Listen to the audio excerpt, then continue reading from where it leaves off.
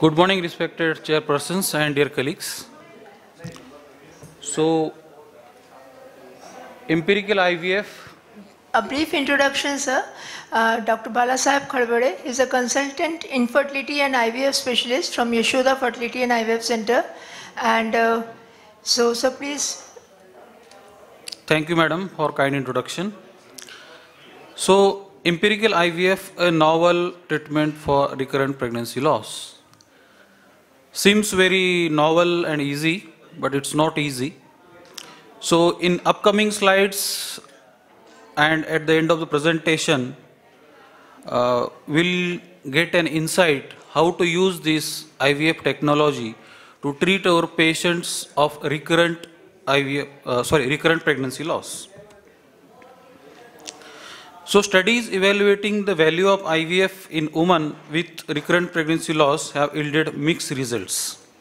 Embryos of women with unexplained recurrent pregnancy loss have higher incidence of aneuploidy for chromosomes 13, 16, 18, 21, 22, X and Y than embryos obtained from healthy women.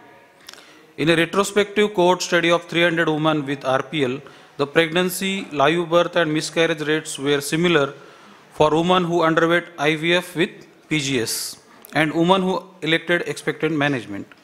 Of the 168 retrievals performed, 38 cycles were cancelled because of the poor embryo yield or quality. Of the 130 completed PGS cycles, 103 yielded at least one euploid embryos.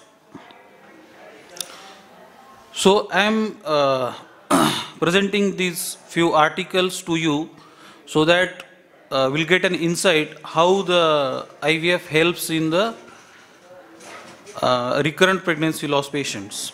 So this is again a study in human reproduction. IVF for unexplained recurrent abortion, a pilot study. So the aim was to determine the effectiveness of IVF ET for patients with unexplained habitual abortion. It was a prospective observational study. So out of 12 women, 8 women in the group 1 became pregnant. All of them had viable pregnancies. And in group 2, which was the expectant group, in which out of 8, 3 ended in the abortion. So their conclusion was IVF and ET may be a newer therapeutic approach for unexplained recurrent miscarriage. This is again a study in human reproduction. Aim was to intend to treat analysis of IVF and pre-implantation genetic screening versus expectant management in patients with recurrent pregnancy loss. So again it was a retrospective cohort study of 300 RPL patients. And they have got these results.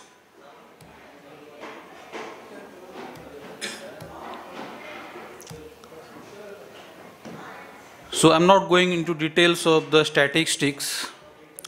So these are the wide implications of the findings.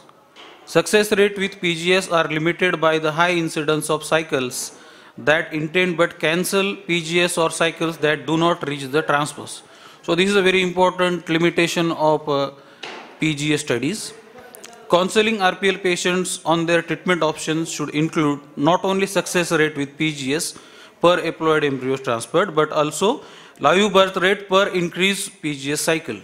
Furthermore, patients who express an urgency to conceive should be counseled that PGS may not accelerate their time to conception. So the counseling part should be very clear. Sometimes it happens that we advise some treatment and that is costly. The patient seeks or expects that she will get immediately pregnant. So this is again a study in fertility sterility. IVF plus PGD in patients with recurrent miscarriage and analysis of chromosomal abnormalities in human pre-implantation embryos. So it was a prospective control study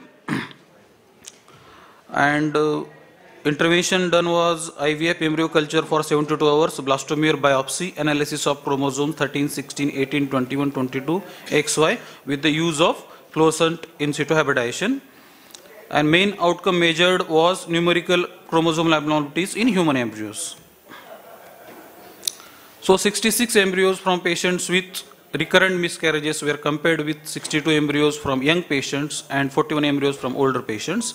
There was significant increase in the rate of abnormal embryos in the patients with recurrent miscarriages and the older patients compared with the controls. Abnormalities in most of the chromosomes studied were higher in the recurrent miscarriage group than in the control group, especially those affecting the chromosome 13.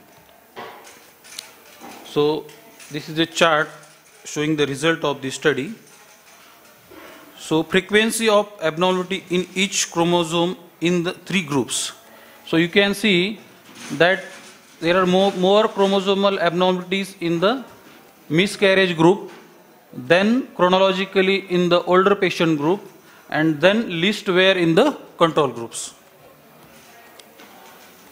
So there was an increase in numerical chromosomal abnormalities in the pre-implantation embryos from women with recurrent miscarriage that could be the cause of infertility in many couples with unexplained recurrent pregnancy loss. The use of IVF in such circumstances may be indicated if successful PGD is added to the procedure. So this is again a study in fertility sterility, the outcome of IVF in unexplained habitual abortus concurrent with secondary infertility. So again it was a controlled clinical study, and the results, the mean number of oocyte fertilization and embryos was higher in the abortus compared with the controls. Morphology of the transferred embryos was similar in both groups, though in general better embryo quality developed in the abortus group. Pregnancy rate were similar in both groups. Pregnancy outcomes of the habitual aborting patients in IVF-ET remained unsuccessful as before treatment, 50% abortion compared with the only 8% abortion rate in the controls. So habitual abortus performance at early stages of IVF-ET is better compared with their controls. Despite similar pregnancy rates in IVF-ET cycles, their pregnancy outcomes after IVF-ET is unsuccessful as before IVF-ET. So this is again another study. Increased chromosome abnormalities in human pre-implantation embryos with IVF patients in recurrent miscarriages. So coming to the oocyte donation, when our conventional methods of treating a recurrent pregnancy loss patients failed, and the patient is frustrated and the obstetrician is also frustrated. Like I remember one patient came to my OPD and she was crying that a senior gynecologist has told me that मराठीत ती बोलली मला की मला मॅडमनी सांगितले की तू काही शेळी मेंढी आहेस का की तुला 7-8 अबॉर्शन झालेस आणि आणखी तू परत ट्राय करणार आहेस. So for such patients, a very good tool that oocyte donation is a very good tool. Poor quality oocyte may be responsible for 25% pregnancy losses.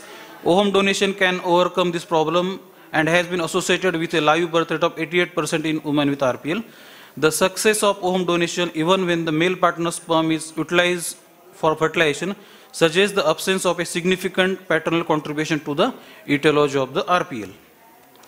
And again, finally, when anything is not working, we change the gametes, we use the many drugs, we change both gametes, then also it's not working, then there is something very faulty in the recipient's uterus, and then we can opt for a gestational carrier.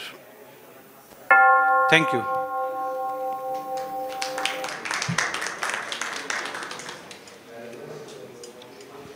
Thank you, Dr. Balasaheb. That was a lucid presentation.